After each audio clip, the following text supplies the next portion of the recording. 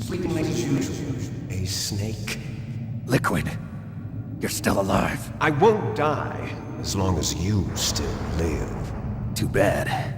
It looks like your revolution was a failure. Just because you've destroyed Metal Gear doesn't mean I am done fighting. Fighting? What are you really after? A world where warriors like us are honored as we once were, as we should be. That was Big Boss's fantasy. It was his dying wish. When he was young, during the Cold War, the world needed men like us. We were valued then. We were desired. But things, are different now. With all the liars and hypocrites running the world, war isn't what it used to be. We're losing our place in a world that no longer needs us.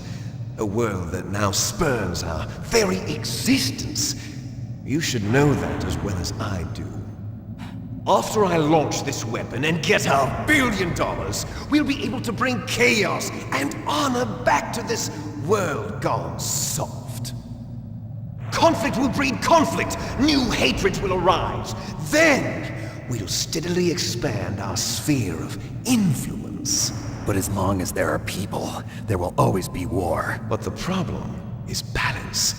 Father knew what type of a balance was best. Is that the only reason? Isn't it reason enough for warriors such as us? I don't want that kind of world. Ha! You lie! So why are you here then? Why do you continue to follow your orders while your superiors betray you?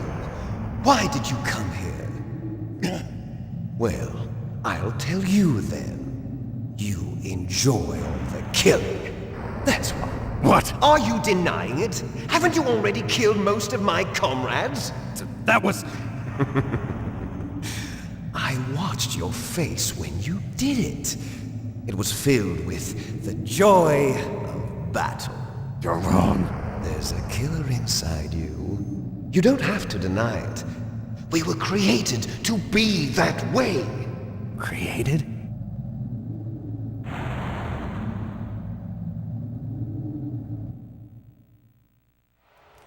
Les enfants terribles.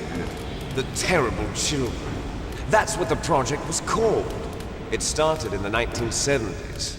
Their plan was to artificially create the most powerful soldier possible. The person that they chose as the model was the man known then as the greatest living soldier in the world. Big Boss. But Father was wounded in combat and already in a coma when they brought him in. So they created us from his cells, with a combination of 20th century analog cloning and the Super Baby method. Super Baby method.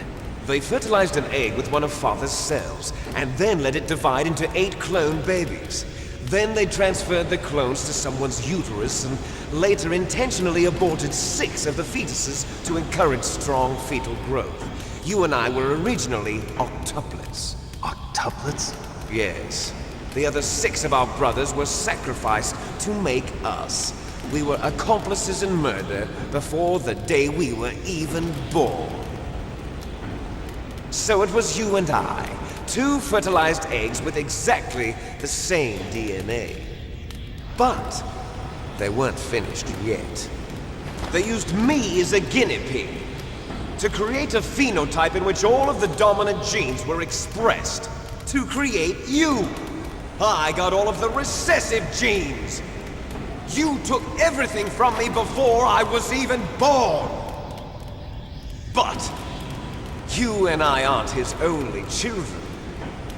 What? The Genome Soldiers.